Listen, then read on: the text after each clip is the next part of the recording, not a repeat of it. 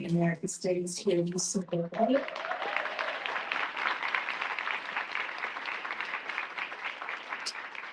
And I want to begin in the tradition of often here at Berkeley anytime there is an event. UC Berkeley sits on the territory of the Huchu, the ancestral and unceded land of the Chochenway-speaking Ohlone people, the successors of the sovereign Verona Band, Alameda County. This land was and continues to be of great importance to the Mweka Ohlone tribe and other familiar descendants of the Verona Band. The Department of African American Studies wanted to go beyond repeating the statement that we always hear at every event. Several years ago, we began a practice of giving Shuni quarterly payment tax, a material way for non-Indigenous people living in the Bay Area to participate in supporting the land back to Indigenous people in the San Francisco Bay Area. And we encourage other people to do the same. Today, we are here to discuss empire, solidarity, and the Academy at the Crossroads. And we have three amazing panelists. I want to begin with our fierce leader, Dr. Hatem.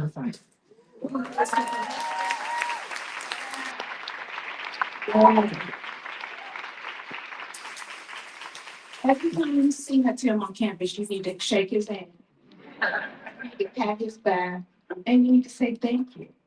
He is the director of the Islamophobia Research and Documentation Project, an instructor in Near Eastern Studies and Asian American Studies here at UC Berkeley.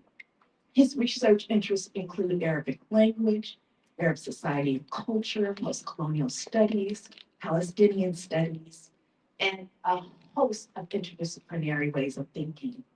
He is the author of Erasing the Human, Collapse of the Post-Colonial World, and Refugee Immigration Crisis, and Palestine, It Is Something Colonial. Our next panelist is Professor Angela Davis.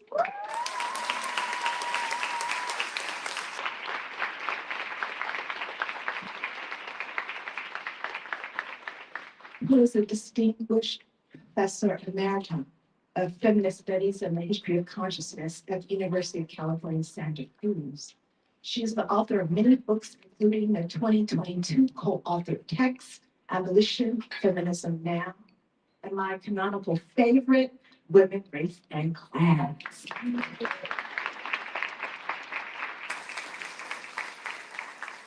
She is one of the most hardest working scholar activists on the planet, who is deeply committed to radical human empowerment.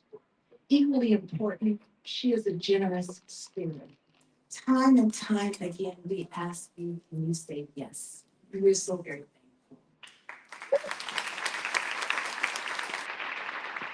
thankful. She has worked for women.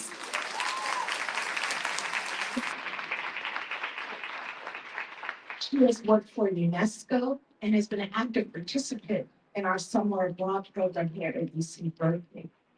In addition, she has worked with the French National Assembly.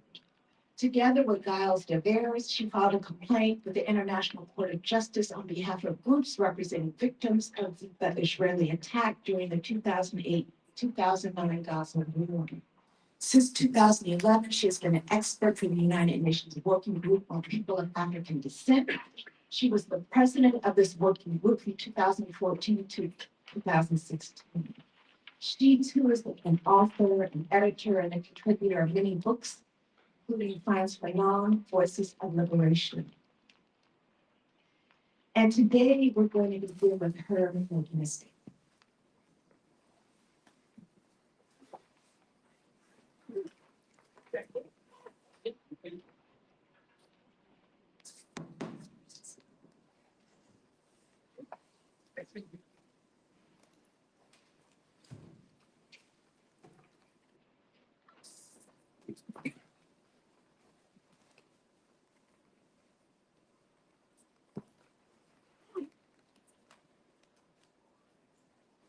Good afternoon. I ask your generosity because my English is not so good. Perfect. Right now, it's perfect. And listen what you said to present me. I was thinking today, in the actual context, I am not so proud to work with UNESCO or even to be experts as UN, United Nations. Really, this makes me a little bit shame. And even with the French National Assembly, I was just an advisor for a communist deputy. But even where we are right now in the French political context is really a mess. I try to answer to the, the titles, Empire, Solidarity, and Academia as a Crossroad. Maybe I did not take too much attention to the academia, because I was also part of academia as a professor of general didactic. But I focus more or less regarding the context on empire and solidarity. And I will read my presentation, if you allow me. After the systematic and mass destruction of Gaza, after having imposed starvation, after 2 years of indicible suffering, after more than a year of silence in favor of a state claiming to have the right to defend itself, while it is the occupier, the aggressor, and the genocider, after the lamentable spectacle of an international community incapable through cowardice and fear of the reaction of the empire, of assuming its responsibility towards a state committing serious violation of human rights.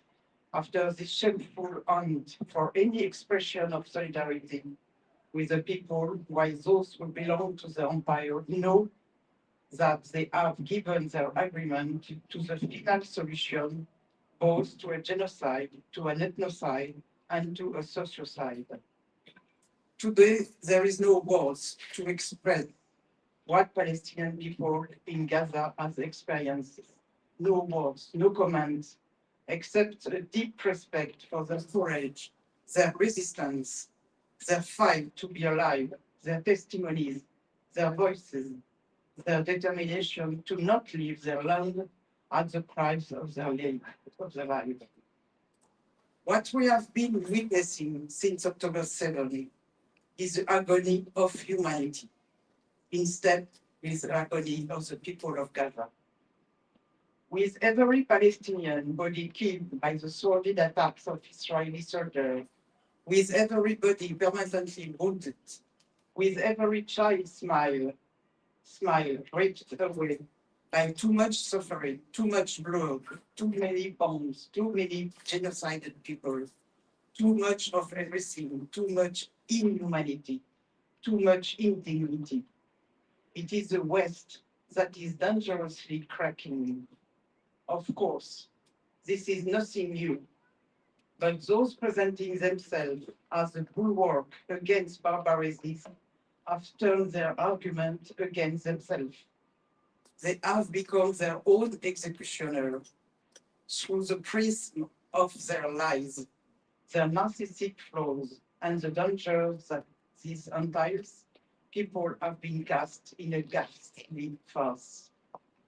Actually, the dominant are legitimized to live in a world bent on killing and eliminating whatever stands in the way of their dream of power and profit. When bombs fall on Gaza, do Israeli politicians think that counting the dead, the genocide offered by the Israeli state to the rest of the world, act as a catharsis?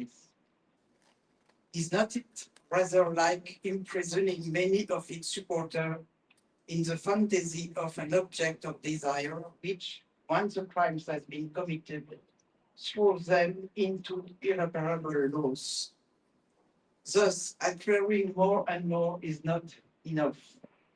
The pinnacle of possession and sublimation would be to be only between Christian and white dominant, finally rid of those people who stand in their way, who remind those who transgress that there is an ethic of political life that the being must confront if he wants to be perceived as human.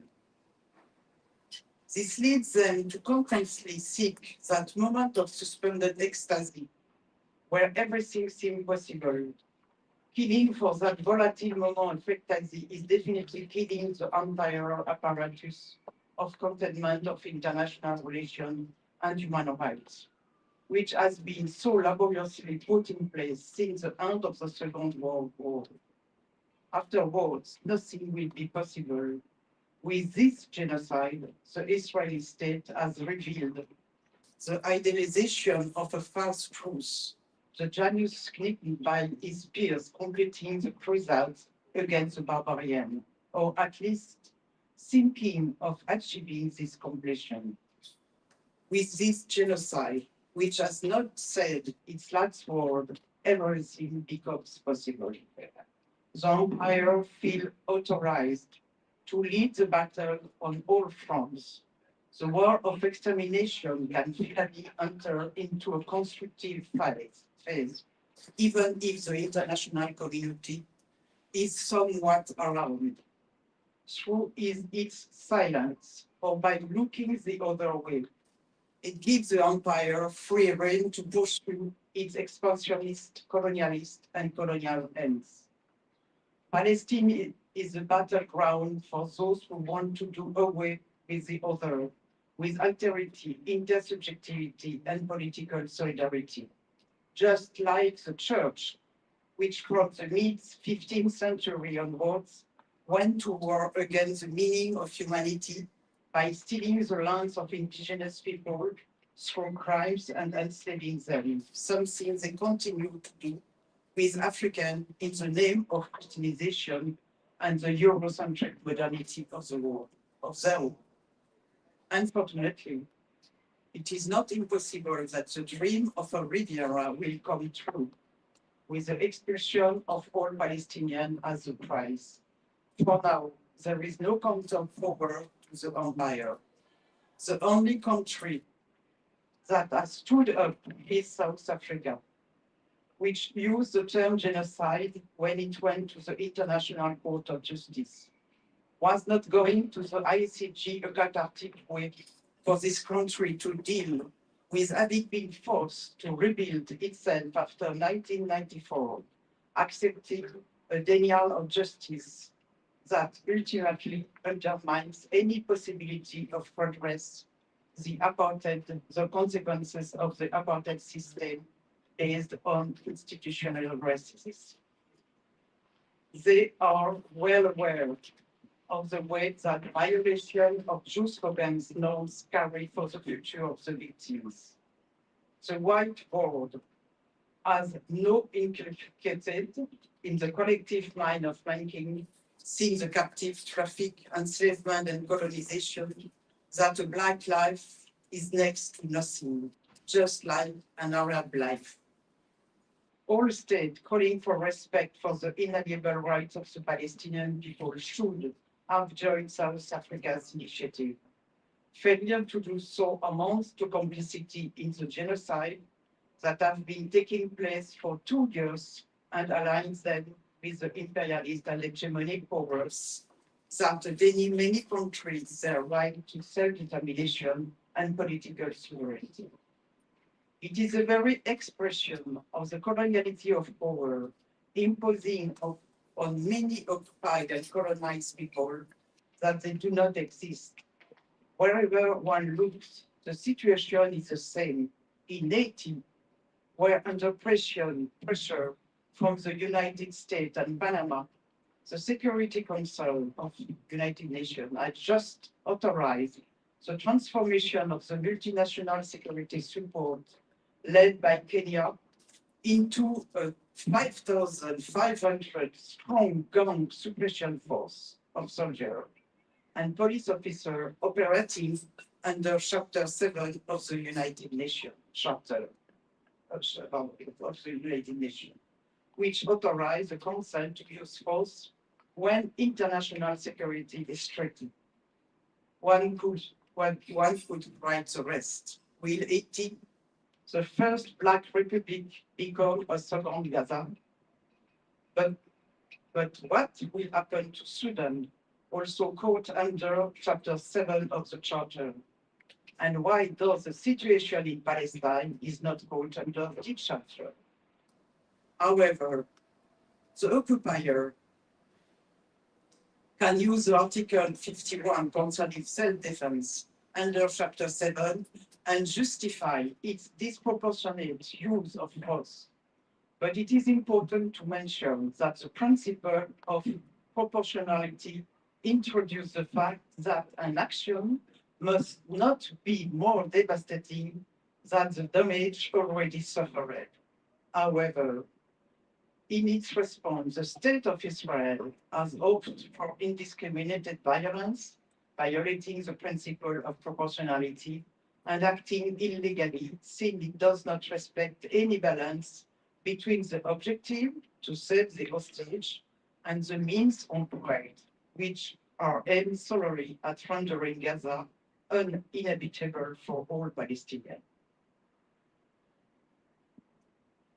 At this point, we must question the role played by a number of Western states in their inability to think of the war waged against Palestine since the forced creation of the state of Israel as anything other than the price to be paid for the crime committed by whites against other whites with Jewish culture. And it's not me saying that, it's someone very well-known and very respected person is Aimé Césaire. In a case, there is some people. And he wrote that just after the Nuremberg tribunal, because some people ask him why there is no such tribunal for colonialism and enslavement. And he said, but we have to understand there is a tribunal because white people killed other white people. No comment. No comment. Yes, it is in this space of this that Palestine is today. Its people designated as a common enemy fabricated by the swindlers of Eurocentric, racist white democracy. That the factory of deadly pleasure is played out, death as an end in itself, death imposed of disaster, death as a mode of governance. It is this pleasure that we must talk about, finding pleasure in death, more precisely, finding pleasure in imposing death on a targeted population. Is it not simply imposing death on oneself and above all depriving oneself in the long run of any desire for the other, of any hope, of any future, of any expectation? It is to condemn oneself endlessly to being one executioner and to satisfy one's desire not with the other but against the other. Is this not condemning oneself to roam endlessly across land that will never be yours, and to be constantly the guardian of yourself, while losing one's status as a victim, so easy to brandish when one's decisions are contested? After that, who will believe you? Who will still believe in your world? With the Israeli state and all its supporters, it is its relationship to the world, and particularly to this world, wallowing in vulgarity of thought, wallowing in its decadent and pernicious ways, that must be analyzed. In this factory of deadly pleasure, what will be the life of the occupier when the plan for the definitive expulsion of all Palestinians will be realized? What meaning will their life have without this pursuit of permanent ecstasy? One of the obligations of those who oppose this daily world is to analyze the current state of a world where domination and exploitation have changed in appearance, but remain governed by mechanisms that are unchanged. This means moving away from imperative and imposed norms by putting in place processes to separate ourselves from them. This may involve tracking down the organizing logic of a system that seeks to build not simply a world where everything is objectified and transformed into a merchandise, but more radically a world where being, power, and knowledge functions through fragmentation in order to perpetuate the master's Manichaean order. In this order, master seeks not only to exploit the enslaved, but as Franz Fanon observed, master considers them inessential. Decolonization never goes unnoticed because it is about being. It fundamentally transforms being. It turns spectators struck by inessentiality into privileged actors. Their goal is then to eliminate them, to humiliate them, and if they fail, to violate them. While decolonization refers to historical moments when colonial subjects rose up against former empires and claimed their independence, decoloniality refers to a struggle against the logic of coloniality and its symbolic, epistemic, and material effect visible in the political, social, economic, cultural, and even the citizenship spheres. In this reflection, Fanon helps because he commits to one of the possibilities that must emerge among the damned, that of the individual's desire to touch the other, to feel the other, to reveal the other to me. And this must, among the damned, become an attitude of mind and a way of life, a struggle pursued with love, demonstrating a positive attitude without leaving aside one's rage. This is Fanon's quote. Love and rage are the expression of the yes and no that Fanon identified as the primary expression of a decolonial attitude. The decolonial attitude involves renouncing value systems that render the damned invisible by considering them as absent people. If the damned cannot walk alone, then dispose them into a collective approach driven by the damned themselves and not by those who think they are acting for the good of the damned. Thank you.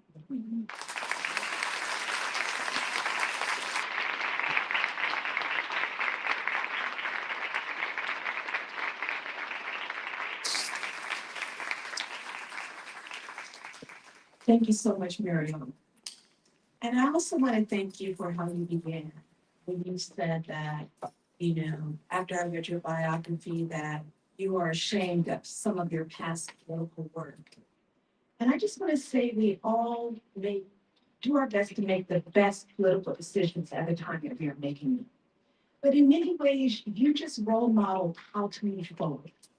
That is, you move forward by a reassessment.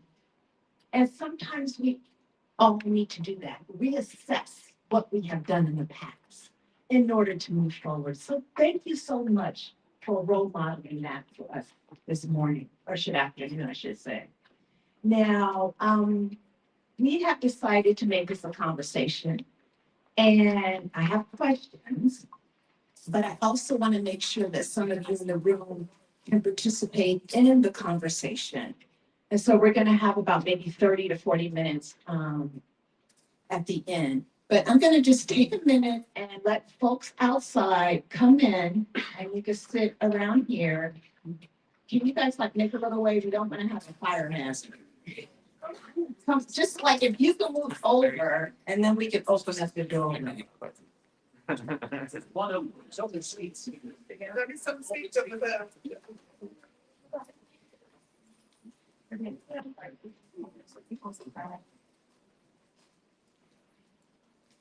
Is that everyone?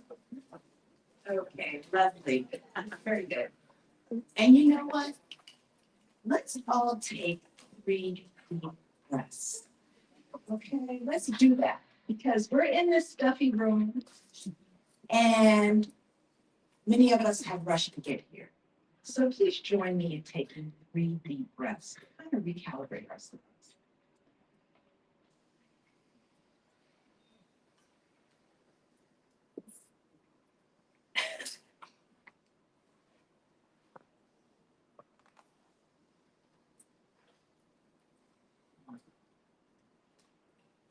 Thank you so much. And so I'm going to begin with questions. And my first question is really about how empire today takes so many different forms: military, economic, cultural. And my question for the panelists is, how do each of you understand the ways empire continues to reproduce itself today, particularly in the academy? I'm thinking about those 160 names that were recently handed to the Trump administration. And I'm wondering about what forms of resistance that we can engage in here in this room. What forms of resistance are most urgent within the universities and other intellectual spaces? So I'm going to start with you, whoever wants to begin. And then I'm going to rotate. Okay. Professor Davis, you want to start? Okay, would you start?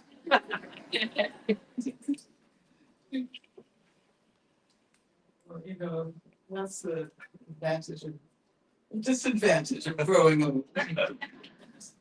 Well, first of all, thank you so much for your rigid remarks. And I am always so happy to hear that I have done. And thank you so much for your analysis and for reading to us the words of your father, which are so relevant at this particular moment. And Hatem, I've known him since he was an undergraduate at San Francisco State.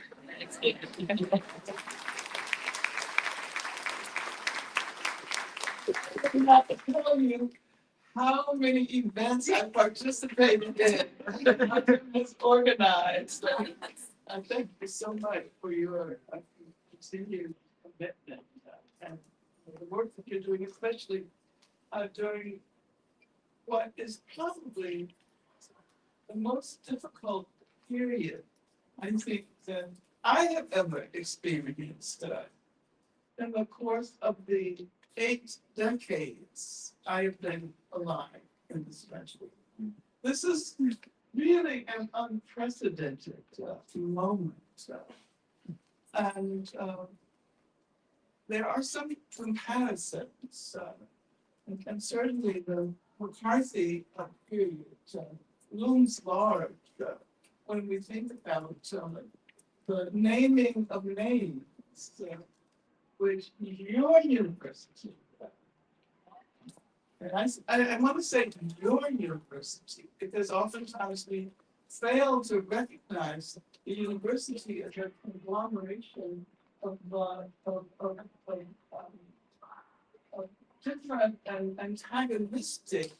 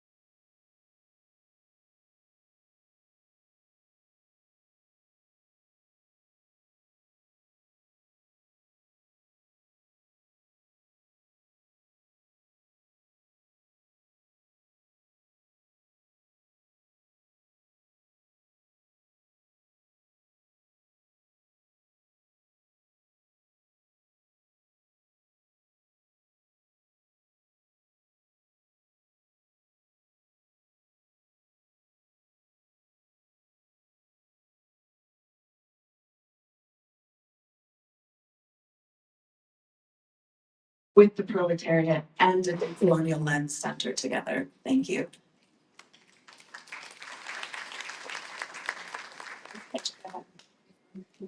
Did anybody catch it? Okay, perfect.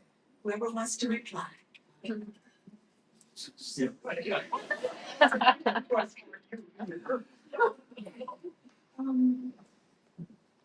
know, we need intellectuals.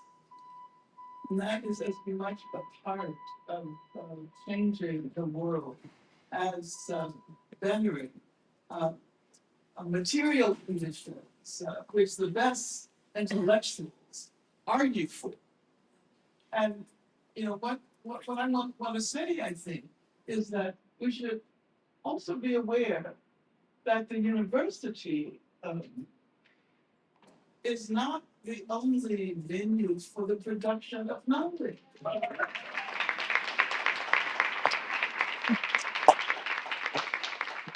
This is the professionalized venue. But you know, when I think about all the people behind bars who have developed insights that are far more profound than the professional intellectual who has dedicated their lives to forging this knowledge. So, you know, let's demystify the question of knowledge. That's why you're here, right? Right? And you know, probably the only other space where you get to spend all of your time over a certain period of years, well, virtually all of your time devoted to study is the university. Now, the other place is the prison. So I really would like you to think about the kinship between the work that is done in this place and the work that people do who are behind bars, who are trying to save their own lives, because the only way they can is by living the life of the mind, but in the process are able to generate the kind of knowledge that can be absolutely instrumental in transforming the world outside of prison walls. So if you think about it that way, I think you won't imagine yourself as being so elitist. Because that's the, you know, one of the problems is that we enter these institutions and then we subscribe to the way in which the institution is described so that it is cut off from radical activism, from radical transformation of the world. So, yeah, is that enough? Yeah, that was great.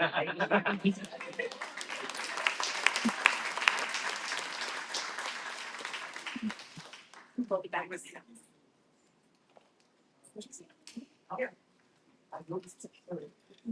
Hi, thank you as well. I think what I want to ask is actually for advice, which is sort of like a question.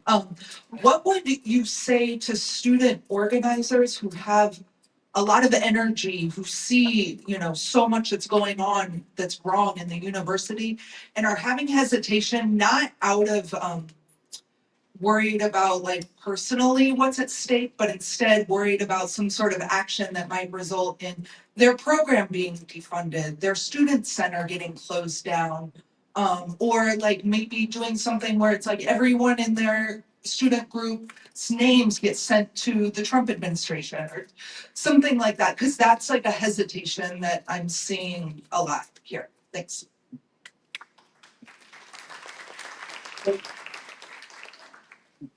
Does everybody have a phone? You have a phone? Do you take pictures? So we're already surveilling you 24/7. Part of the modern technology is that we made it easier to surveillance, right? Agencies. Now we share our information and they do data mining. Okay? That part makes us, again, this learned helplessness because fear is a commodity, and once fearful people cannot change history.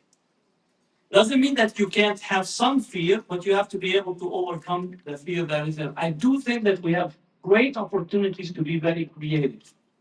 I do think that, again, taking a lesson from the history, ethnic studies did not begin in the classroom. It began in Sproul Plaza and on the Plaza, Union Plaza, San Francisco State. So, I would say it's time for us to recapture Sproul Plaza and have an open university. It's that study. That study is this day. Fanon is the next day. Angela Davis meeting is the next day. Right? And Mungi Jamal the next day. Right? Yeah. And have that and invite the community, because the university says that this is a university for the public. The last time I saw the public in here is only when they play a football game. Right? So you have to create the opportunities and the spaces where you can engage in education in ways that challenges and pushes the boundary. Are they going to surveil us? Yes. Just make sure that you get my nice stuff, right? So we have to actually be creative. Theater, I would say that this is the opportune time for some creative minds to write theater pieces and begin to perform it in different parts, like during the period of the Iraq War, post-Iraq War, the mime group in San Francisco, they took over parks and began to do these performances. So whereas the writing, you don't only need to have a microphone with a rally, right? To do so, it is for us to recapture, reimagine, and rethink ways for us to actually to do the work in order for literally overcoming some of the individual fears, but also disempower the surveillance. Surveillance works only if it's isolated. Once everybody is surveilled, then it's just like it becomes meaningless. For me, kinetic edition became meaningless. When you targeted few of us, 10 or 15, it might have an impact. But when you have 40,000 listening in him, it actually begins to show that the emperor has no clothes, and you no longer can actually surveil all of us because all of us are committed to the changes that we're seeing. So that for me is the answer or the response of what we need to do as persons or individuals that have energy in order to direct those energies in order to bring about transformation.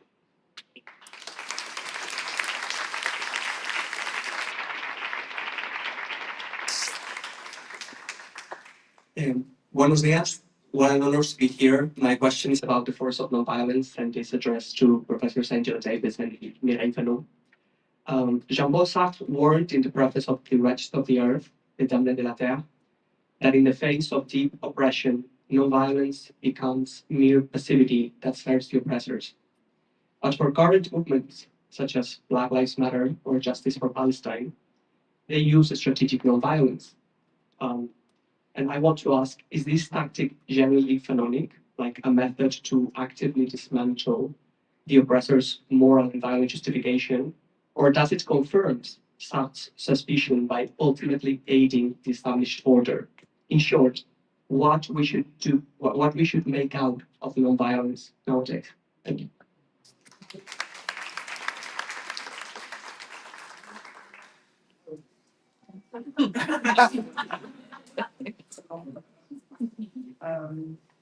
First of all,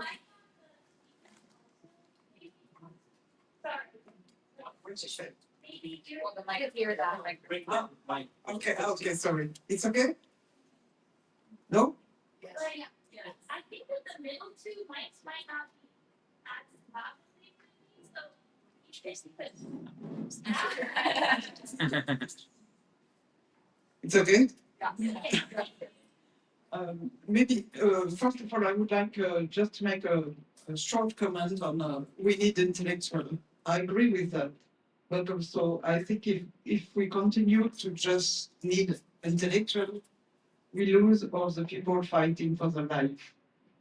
Poor people, excluded people, marginalized people. And these people are so powerful in their own life. We can learn from them, and we have to learn from them, because it's enriches us.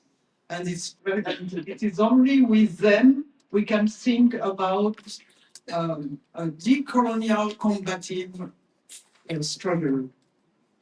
I think it's really important to not live in the area of university, to go outside and also to bring them inside university.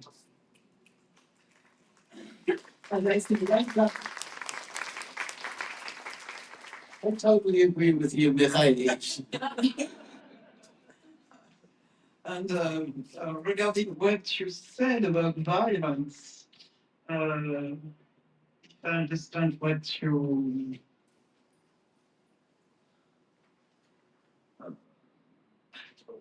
One thing is most of the time, and at the moment when the Riches of the Earth was published, it was first of all it was banned in France during years, and because specifically because and the people refused to understand what Fanon was saying on the issue of violence.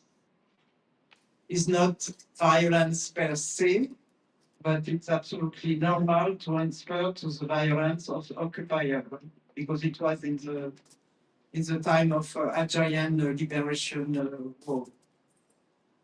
And of course, it's absolutely impossible for the occupier, the colonizer, to accept such analysis.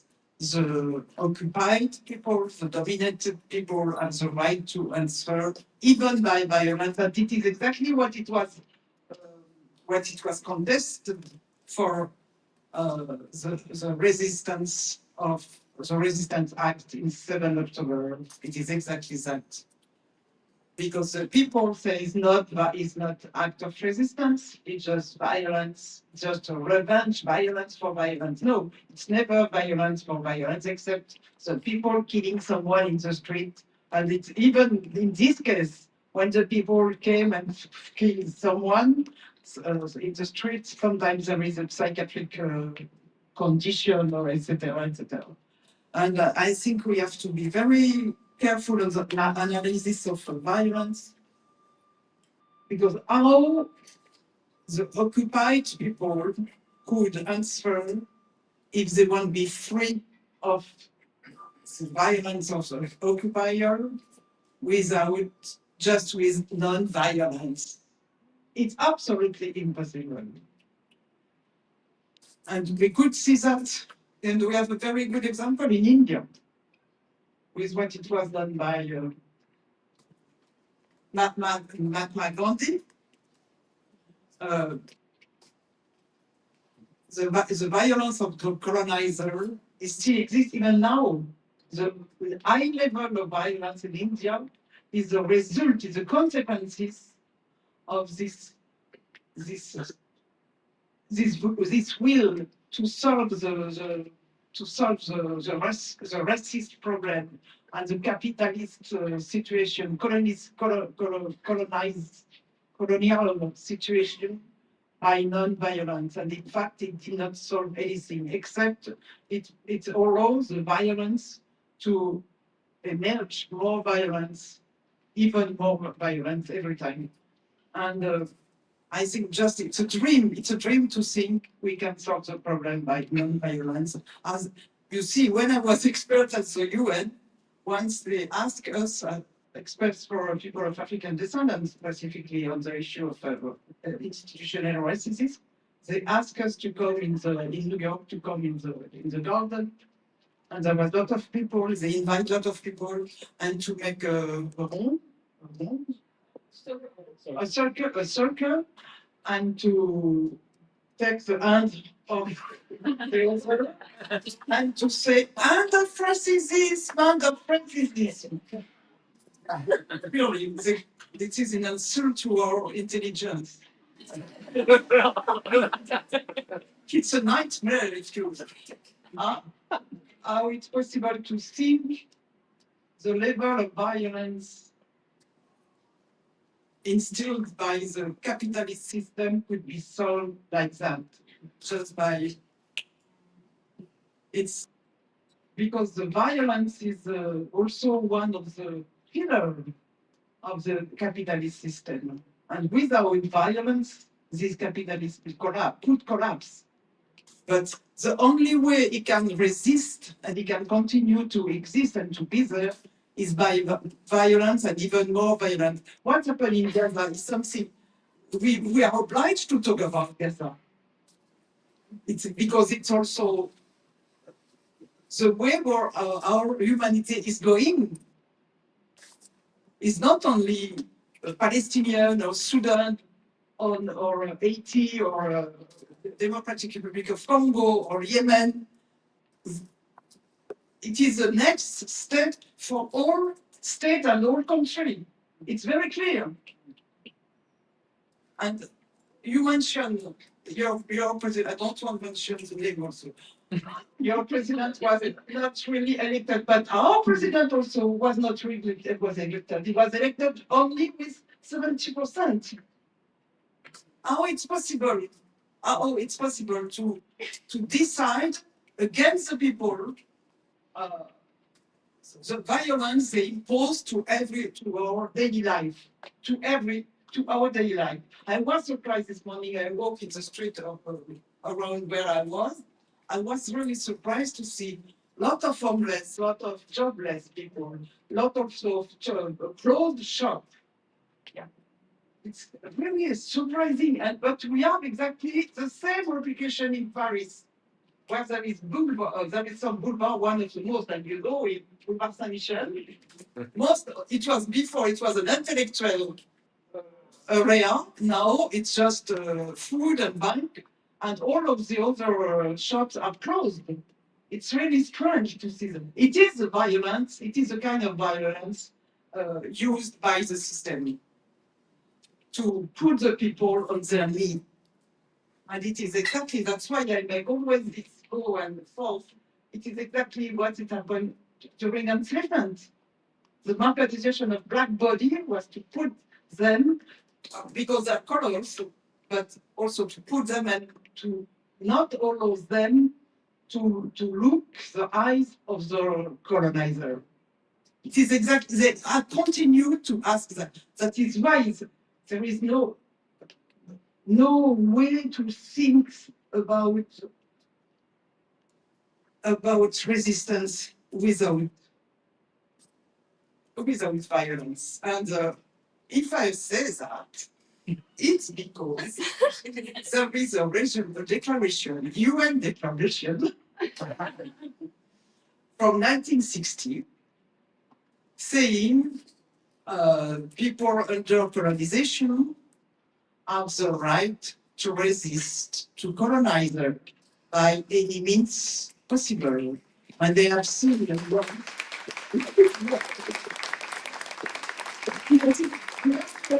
we have to think about that. And there is a lot of way to resist. It's not only one way, and the violence per se is not the only way to resist. But really, we have to understand if we would have a future, we have to understand to resist and how to resist.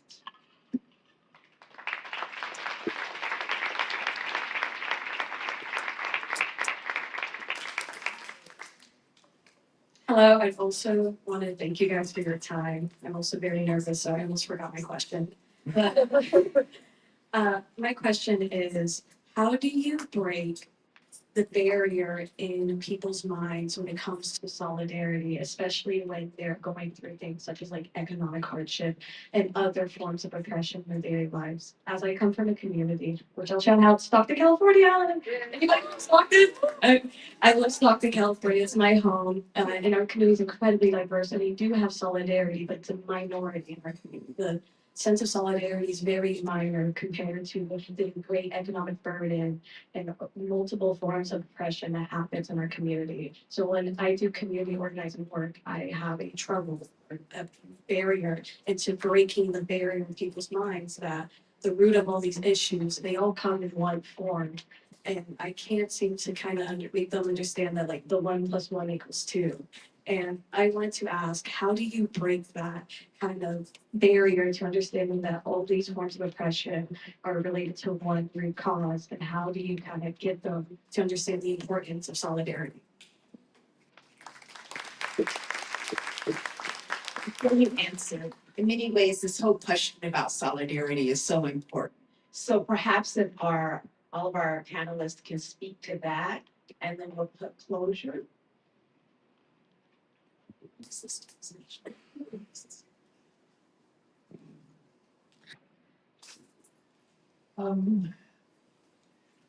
Yeah, I mean, I think that's called organizing. You know, engaging people and in an egalitarian way. Uh, Unfortunately, institutions such as this often persuade people that they know much more than uh, uh, other people who haven't had the opportunity to attend an institution like this. So if you go into the conversation assuming that you are the expert and that you are the one who has the knowledge, then that's going to be very clear. And people are probably not going to want to, you know what I'm talking about. But we have to constantly remind ourselves, those of us who have had the opportunity to get educations at institutions like this, we have to constantly fight that tendency of elitism that becomes embedded within the way we think about ourselves. And so I think there's no solution, there's no formula, there's no easy solution. But we have to engage people, and the people we're trying to persuade, to convince, we have to recognize that we have a lot to learn from them as well. We're not the only ones with the knowledge. And I think that if we figure out how to engage on an egalitarian level, how we recognize that yeah, I have something that I would like to share with you, but I also want to learn from you as well. Then it might be easier. And it seems to me that that is what organizing to change the world is all about. And to just very quickly connect to the question of violence. I think that I agree with what Mireille says, but I don't think that we can get stuck on the question of violence in such a way as to believe that this is the nature of revolutionary change. And ideology simplifies that which is very complex. And it often complexifies that which is, very simple, that which is very simple. So we have to be aware of that, and try to engage in such a way that will allow people to, that will urge people to become critical themselves. We cannot be critical for them. We cannot do that work. But our job is to try to figure out how we can engage people in ways that will lead them to engage in the kind of questioning that will lead them to want to become revolutionaries and change the world.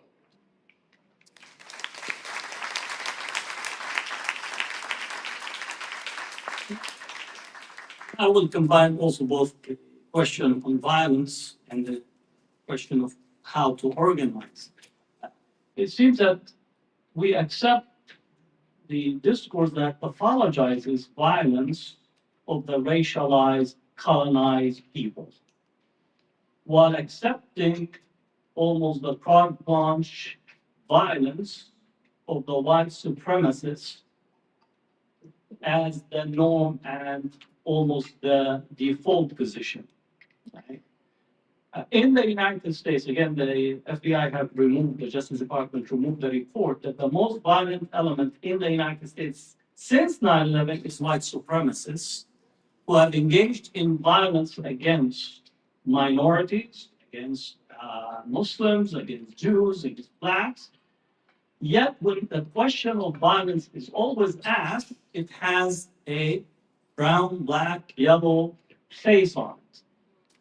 And specifically, it's the discourse around it makes a pathology, right? And you'll immediately talk about violence and speak about violence against black community, and smart aleck stands up saying, how about black on black violence? That's a pathological racist question, right? Never frame it, what about white to white violence? Right? It's never actually being framed in that way. The United States is the most violent society on the face of the earth. Every year, we have 48,000 that died as a result of mass shootings and gun violence in this country. It's actually much safer for anyone to be in the front line of a war, right? Than actually being in K through 12 space, because that's where mass violence and mass shootings occur. And usually the person who is engaging in mass shooting is identified as a white young man, right? That got a gift of AK-47 or AR-15 for birthday, right? As a Christmas gift. So we have to resist this pathologizing of violence that is specifically racial in nature, but also is north-south, right? Sovereignty has no meaning from north-south. Today, the United States can bomb Yemen, Somalia, Sudan, have operations in Yemen, in Iraq, in Syria, right? Surveillance in Palestine, and have the Central Command that engages in the Congo and so on. And not a single person of substance would actually pose that question, is this violence acceptable? And why we don't actually pathologize that violence, not that I want pathology, but we never actually pose that question as such, including in our university, because we have recent conflict studies, but we never actually make ourselves part of the problem that creates the conflict and benefit from studying the conflict that we don't want to disassociate. So anytime the question of violence has to be looked, we have to look at the racial dimension and north-south dimension before we answer a question on violence. And I think Fanon, when we talk about violence, he says that the birth moment was actually literally came as a result of violence. On the organizer, we have to be humble organizer. I don't believe that there are people that are not conscious that we need to make them conscious. There are people that just been so beaten down that they need somebody to actually to sit next to them, with them, and struggle with them in order for us to transform with them moving forward. And I think once we realize this, then I think the potential is really, really massive. So we do have to have a discourse. Even that word is very problematic, go and talk to people with it. But we have the understanding of like a human to human understanding of where their pain is at. Because I do think people are in a deep, deep, painful position, and it's just they want something real and something substantial, and they will walk with you. And that's the thing, is that you want to be a person that walks with people and say, what happens to you happens to me, and collectively we could make the difference. That's the type of organizing that has to be grounded.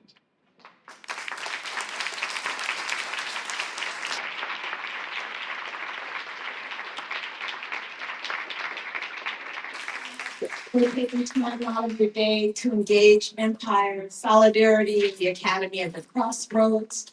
We are hoping that this will not only inspire you, but to reignite you, to be committed, to be determined, to be fearless in making the world that we all want to live in. Please join me in thanking our panel.